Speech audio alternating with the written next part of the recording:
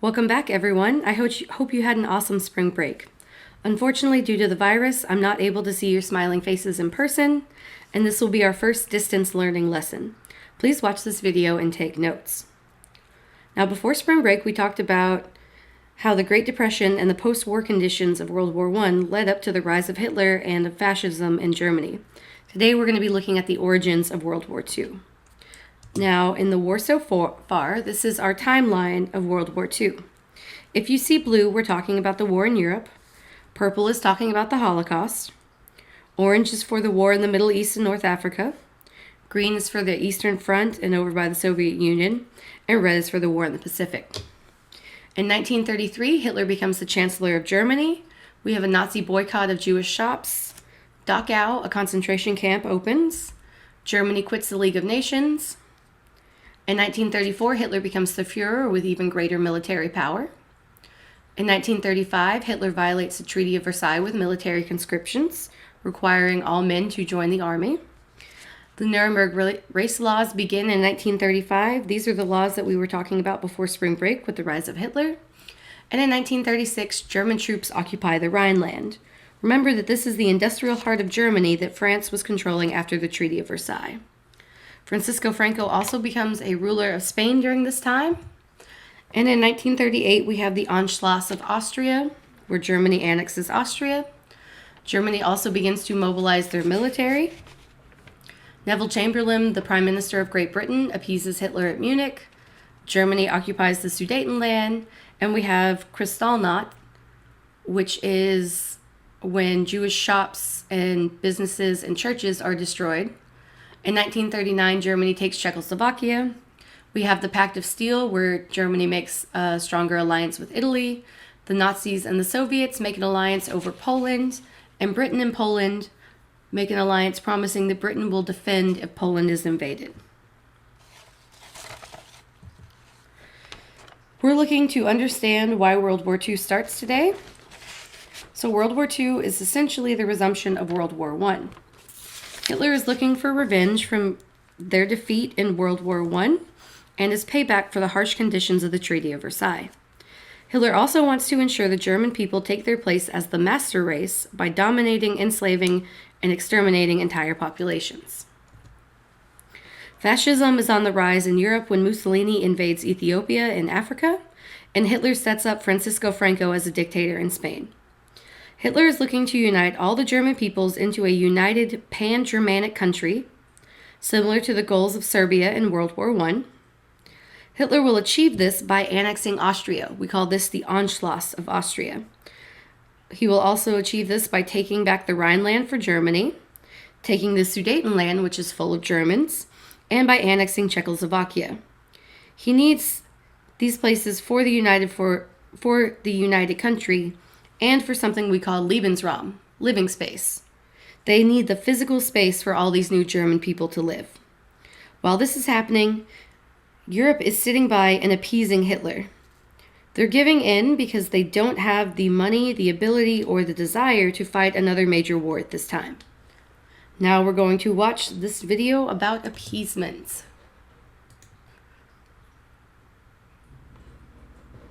No. You can't always plan. I apologize for the ads. Rational gun owners carry not because it's a weapon, but because it's a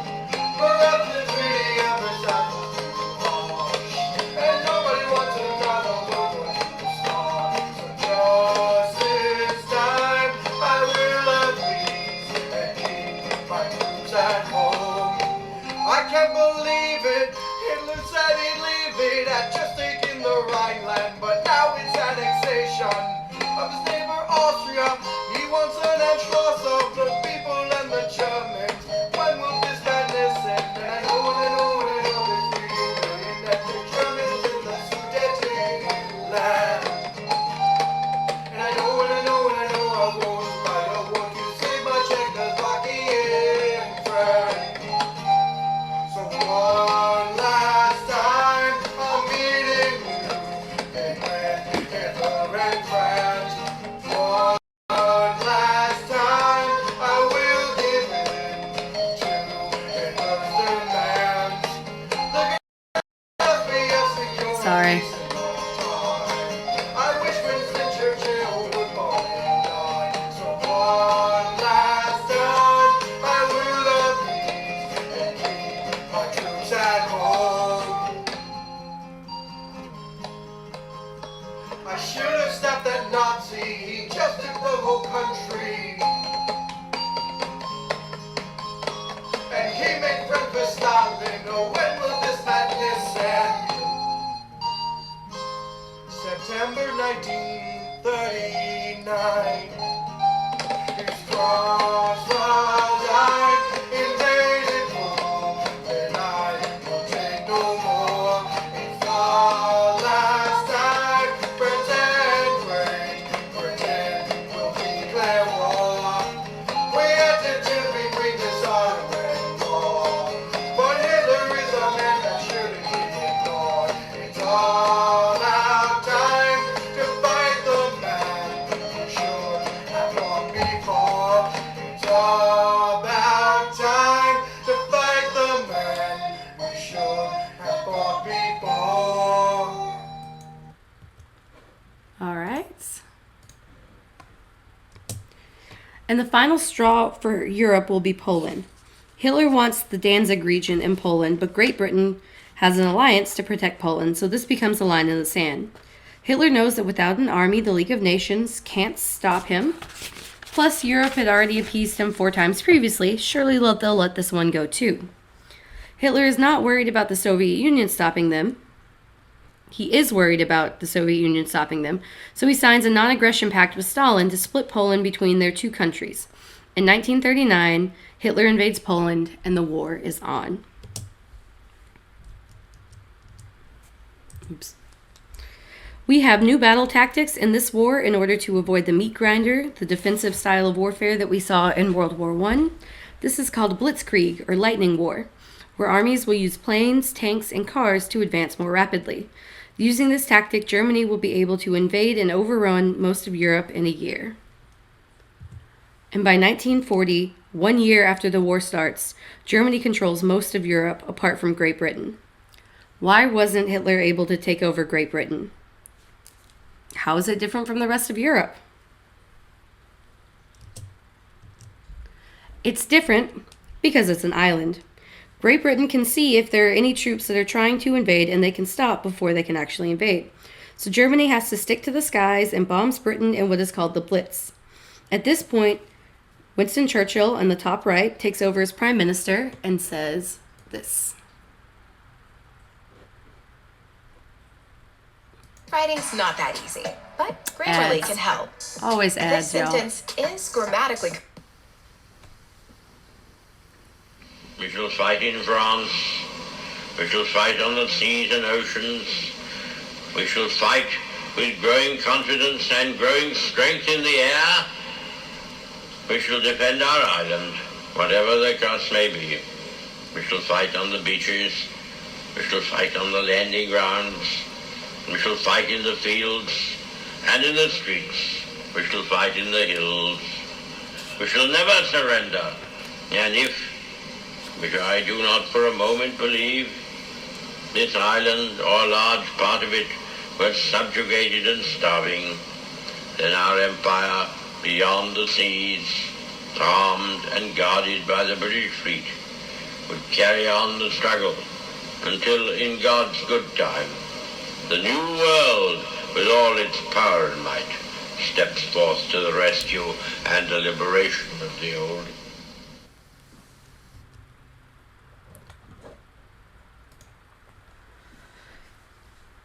Hitler is unable to defeat them by air. So now let's look at what the battle for Britain looks like.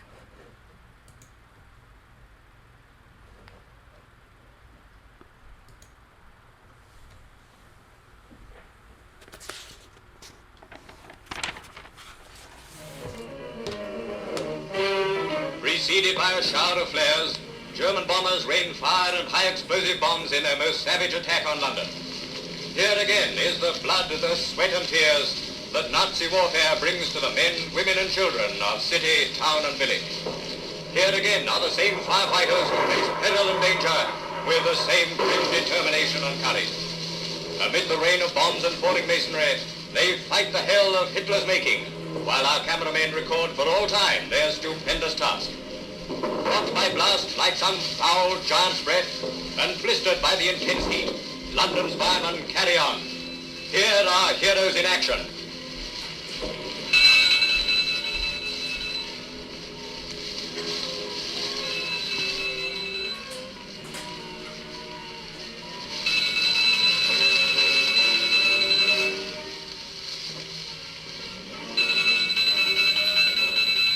Thick smoke hangs over the heart of Britain as a choking dawn reveals the terrors of the night.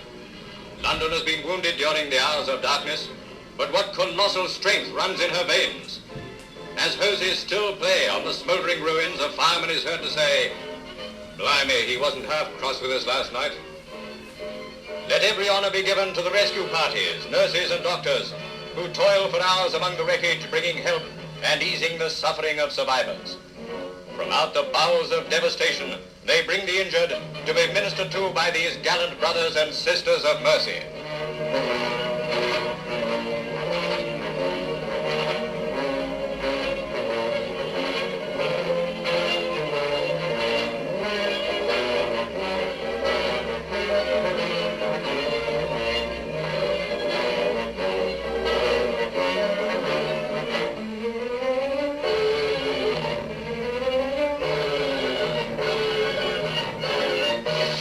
In spite of it all, London carries on. Lummy, you ought to hear her carrying on. In no uncertain voice, she echoes Mr. Churchill's words, "We'll give it to them back." Yes, this time we take the gloves off. Hitler has called the tune, and we'll give it a name. Retaliation. Quoting an American newspaper, "The indiscriminate orgy of destruction is not the weapon to defeat England. From the dust of London arises only new life and hotter defiance. Hardened and angry, Britain fights back." We've got an adapted slogan now. Can we take it? Sure we can take it, right back where it came from.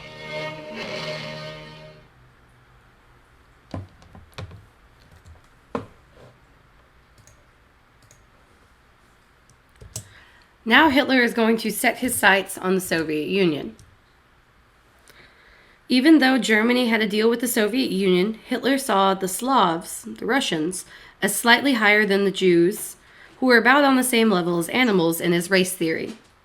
So Hitler wants more Lebensraum, so he decides to launch Operation Barbarossa in 1941.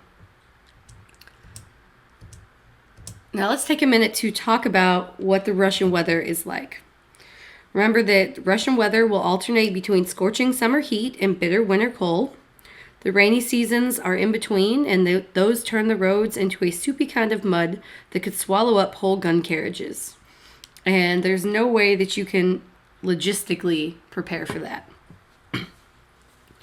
Hitler's fast approaching winter and Stalin's scorched earth policy. Essentially, it's the military equivalent of, if I can't have it, no one can. The Soviet Union will burn down their homes and cities as they retreat rather than to allow the Nazis to use it as shelter. Stalingrad, which we'll look at in a moment, is a turning point, slowing down the Nazi advance. All through the war, the Soviet Union has between 21 to 25 million casualties, military and civilian, during the war.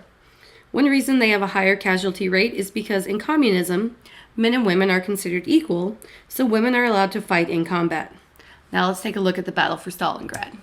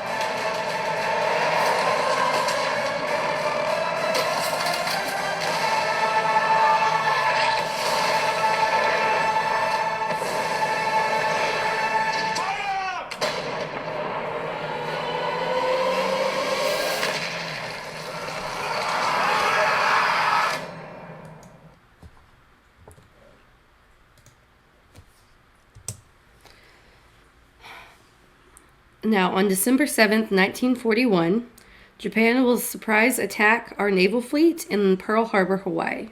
And let's look at FDR's speech.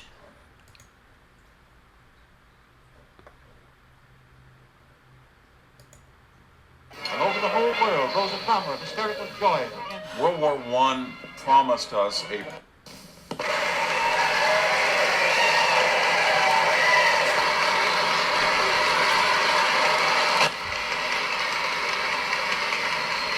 Senators and representatives, I have the distinguished honor of presenting the President of the United States.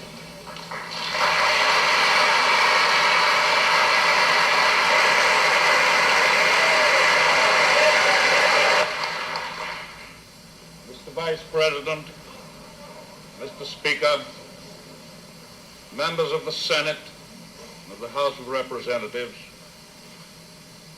yesterday, December 7th, 1941, a date which will live in infamy. The United States of America was suddenly and deliberately attacked by naval and air forces of the Empire of Japan. The United States was at peace with that nation, and at the solicitation of Japan, was still in conversation with its government and its emperor, looking toward the maintenance of peace in the Pacific. The attack yesterday on the Hawaiian Islands has caused severe damage to American naval and military forces. I regret to tell you that very many American lives have been lost. In addition, American ships have been reported torpedoed on the high seas between San Francisco and Honolulu. As Commander-in-Chief of the Army and Navy, I have directed that all measures be taken for our defense, but always will our whole nation remember the character of the onslaught against us.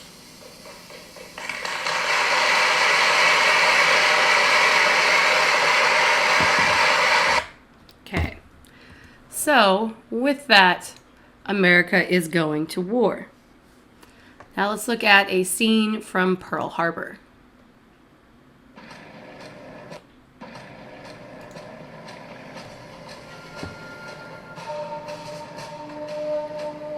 Why the hell is the Navy doing practices early on a Sunday?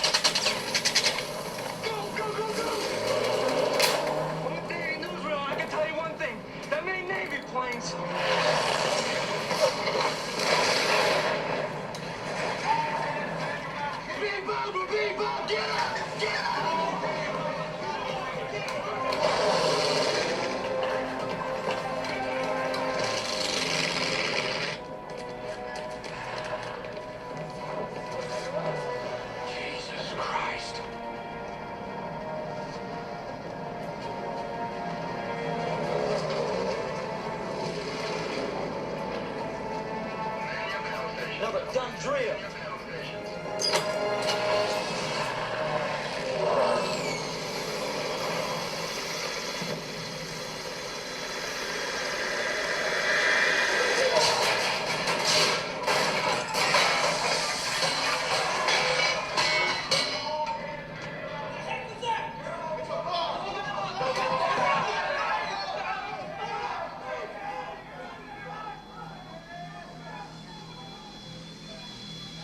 Son of a...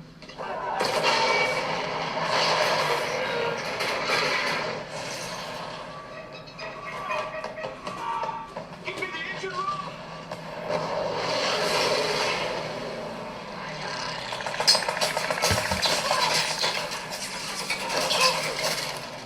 Report battle stations, man!